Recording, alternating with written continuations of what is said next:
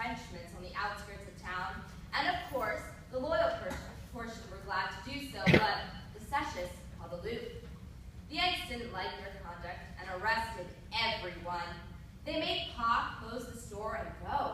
They went to Johnny's school and took the teacher and every one of the scholars. They even took the bank cashier and officers. In fact, they had everyone they could catch. Some of our loyalist citizens are repositioning steamers and any other boats that can carry passengers and their belongings to be ready to leave town at the first appearance of the Confederates. Because of the frightening reports about the imminent arrival of Confederate raiders, several prominent citizens abandoned the city. Among those seeking safety elsewhere was a group of the Naval Academy nurses, including Nellie Noy, who was on her way home to New York. On Monday, July 11th, several of the nurses left on the last train before the Confederate threat ended rail service. We hear that the women carried sober and anxious countenances all the way to Baltimore, and then began to relax, only to have a party of armed rebel cavalrymen stop their train just north of the bridge over the Gunpowder River. At the sound of the firing, I looked out and saw soldiers by the side of the track.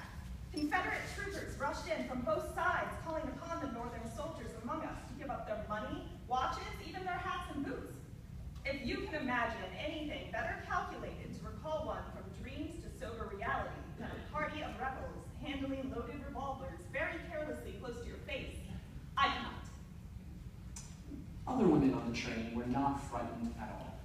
It is reported that some ladies greeted the rebels very cordially, shaking hands with and even kissing them. In the end, none of the women were harmed or molested, other than being left stranded beside the track when the raiders burned the train and moved on. How humiliating to think we had yielded so readily to the rebels. No sign of resistance. My indignation rose as the danger lessened. July 14th, news just in. The Confederates have retreated back across the Potomac. The soldiers guarding the entrenchments have been dismissed and are parading through the town. Loyal citizens look relieved. In mid-July, President Lincoln called for 500,000 more men, which made the draft a pressing concern for the few young men who remained in the area. Those who could not pay a substitute lie low, escape into the country. There is a heavy draft going on here. This state and others didn't raise their quotas. They have to draft them. The buggers have to be compelled to go. Every day, drafted men in handcuffs, under heavy guard, are marched on their way to join their assigned regiments on the battlefields of Virginia. General Burnside's 4 divisions, including the United States colored troops from Anne Arundel County, were entrenched in front of the Confederate fort in Petersburg. Some of Burnside's Pennsylvania coal miners figured they could tunnel under the Confederates and blow them up, and they did. I'm told the tunnel was almost 600 feet long. When those miners packed it with almost 4 tons of powder on July 30th, it blew that fort and everyone in it sky high. Burnside ordered his men to advance and finish the attack. It is reported that the officers led their soldiers right into the crater created by the blast, and they ended up stuck in a morass of dirt, debris, and bodies. Confederate survivors lined both sides of the crater and slaughtered thousands of trapped Union men, including Ferraro's colored regiments. I'm told they fought bravely while Ferraro drank rum behind the lines. It looks like Burnside's 9th Corps lost almost 3,500 men that day. Heads will roll for this disaster. We hear that many of the wounded soldiers being brought in are colored as well as white. The colored troops occupy a hospital building set up exclusively for them, but they are tended to by the lady nurses, the same as all the other soldiers. These northern ladies have taken a special interest in the colored troops. Dear Jane, I'm sure the news has reached you about the battle of Crater. Boys being blown up and torn to asunder, but I am safe. The need for more men is becoming increasingly obvious with the regular sad arrivals from the front. On August 17th, upwards of 300 sick and wounded Union soldiers, including a number of officers, arrived in Annapolis from Harper's Ferry. More came in from the south, aboard the steamer New York, a week later. Cousin Ella writes about Will. She can't bear to be away from him for a minute. I've been married for 9 happy months, she says. Take my advice, Sue. Get married, for it is so nice to have someone to love you and make a fuss over you. I wonder. She wants to know if Mart still visits, or if there's someone else who will get me. A fine way to put it. Of course Mart still visits, but I'm the only one who will decide, and am far from choosing anyone. So many have been lost to this war, and if it continues, I might not have anyone to choose from. In October, Marylanders prepared to vote for a new constitution. President Lincoln appeared in Baltimore to encourage their support. He spoke mainly of the controversy over the articles that provided for the extinction of slavery. I presume it is not secret that I wish success to this provision, he said. I wish to see all men free, and shall be exceedingly gratified if the good people of this state shall, by their vote, ratify the new Constitution. On October 12th, Marylanders did indeed ratify the state's new Constitution with its controversial article abolishing slavery and any other form of involuntary servitude. All Maryland slaves would be free on November 1, 1864. The article passed only because its supporters were able to locate and obtain positive votes from Union soldiers who were Marylanders, wherever they could find them. The Constitution granted the right to vote only to 21-year-old white males who had never fought against the United States, gone south, or in any way supported the Confederacy. Election judges would require an oath to that effect for each potential voter. A month later, on the evening of November 14th, the citizens of Annapolis witnessed a torchlight procession to celebrate the re-election of President Lincoln. The procession formed at the end of West Street. It was led by a provost guard company, followed by a band, fire engine, and soldiers from the hospital and parole camp. It ended at Market Square with a fireworks display and speeches. General Joshua Chamberlain, who had been recovering at the Academy Hospital from wounds suffered during the first assault on Petersburg, had so far recovered as to participate in the celebrations. He joined the procession as the chief marshal, following the provost guard that went ahead to clear the streets. On the evening of November the 14th, our house and many houses in town were illuminated to celebrate the re-election of Abraham Lincoln.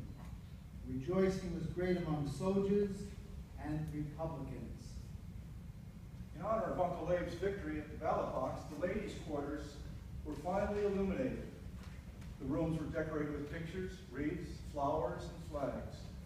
The band struck up familiar airs, and the ladies and guests sat down to a supper featuring oysters and fresh-baked pies.